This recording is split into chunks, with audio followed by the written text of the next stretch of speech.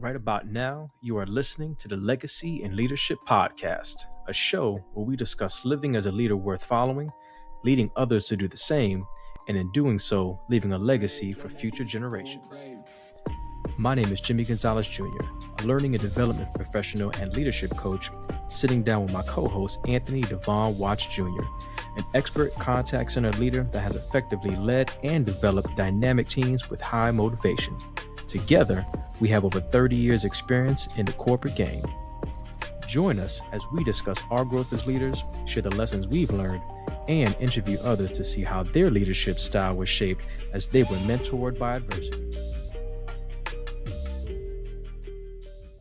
I think it is crazy how timing works out, because I think the other thing you touched on, the value has shifted over the past 15 years or so.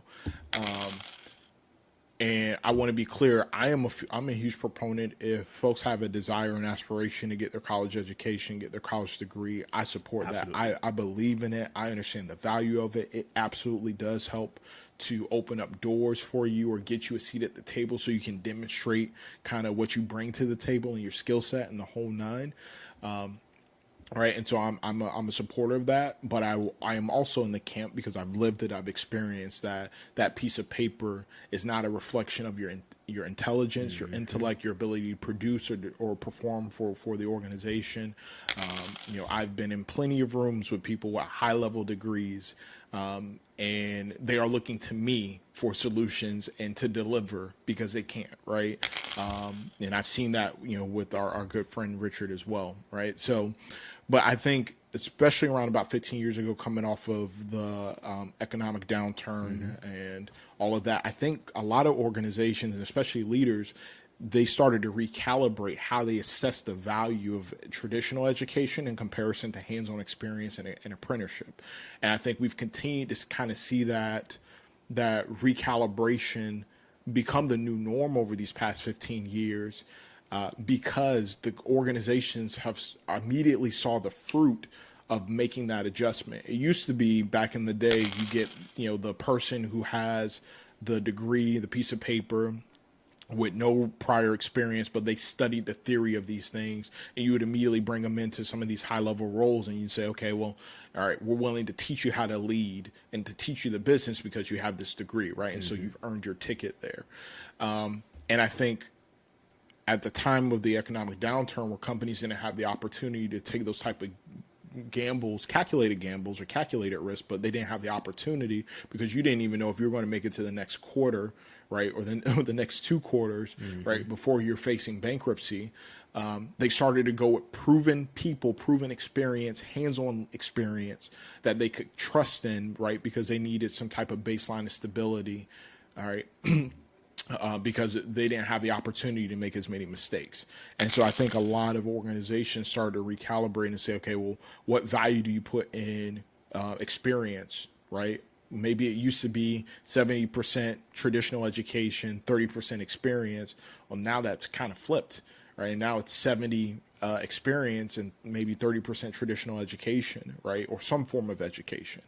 And then I think along that path, as you had so many people that were displaced because of the economic downturn during that time, because I vividly recall this, that a lot of these schools started spinning up adult learning supplements, right? Like certificates and things like that to help people make the transition from whatever industry they were in to a new industry, right? So you started seeing all these like IT certifications and stuff like that, because as companies started to go more digital and building out the kind of that infrastructure, they needed people who understood networking, they needed people who understood servers, they needed people who understood Cisco. Absolutely. And so, right, so instead of doing like 4 years of that, they were like, okay, well, can we do some of these quick hit certifications and apprenticeships? And then over time, I think people started to realize that, hey, that's a proven viable model for developing and investing in yourself, right? And investing in your employees. And then the suite of offerings started to expand beyond just some of those technical certifications. And then you started seeing companies offer things up like leadership certifications and training certifications and kind of all of these different things. And so, I would just say kind of where we're at today, if you are not in a highly specialized field, right, like I don't know about you. I ain't gonna feel comfortable going to a doctor that did not actually do their residency and get their doctorate right. And there's like, no, man, I was apprenticing. You know what I mean? I used to hang out around the podiatrist and just watch them work on feet. You know what I mean? And then I learned everything I needed to know about hearts. So like, I'm not going to be cool with that, right? So if you're in a highly specialized industry, then absolutely, like, there's a tremendous amount of value. But I think, and this may be passé to say, but I know what I see. I believe it because I see it. In business is not a highly specialized field. Like if you're finance, okay, yeah, finance, that's a little bit different, right? We're talking about numbers, we're talking about accounting, and even then you don't need like high level degrees in order to be effective there.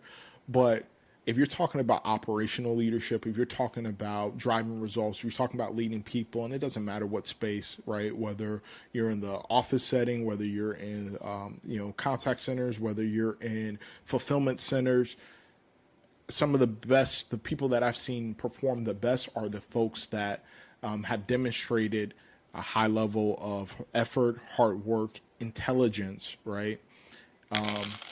One of the best human resource partners I've ever had. One of the best, like literally would be up there, like one or two. Like, hey, if I had another opportunity to work with this individual, I'm hitting them up. Didn't even have their degree in human resources. They had a degree in theology. You know what I mean? Like, and I hold that individual as the gold standard to me of one of the gold standards to me of a human resource professional and somebody that I would always have the opportunity, love to have the opportunity to work with, right? And it's because she showed hard work, high emotional intelligence, ability to communicate effectively, organizational skills, like all of those things that you don't need to have a degree in human resources in order to learn or master. So, yeah, I would just say that based off of my experiences, there's value there, but it's definitely been recalibrated. And I think that there are a lot of avenues for people to continue to invest in themselves without, jumping off the cliff of saying, hey, I'm going to go to a 4-year college, public or private, and, take on $200,000 worth of debt. Right. Because that's going to jumpstart my career.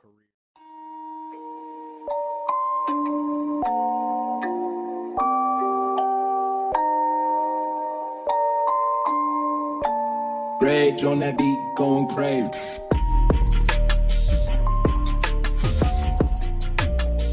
You have just listened to the Legacy and Leadership Podcast, hosted by Jimmy Gonzalez and Devon Watts. Thank you, and we hope that you live, lead, and leave a legacy worth remembering. Until next time.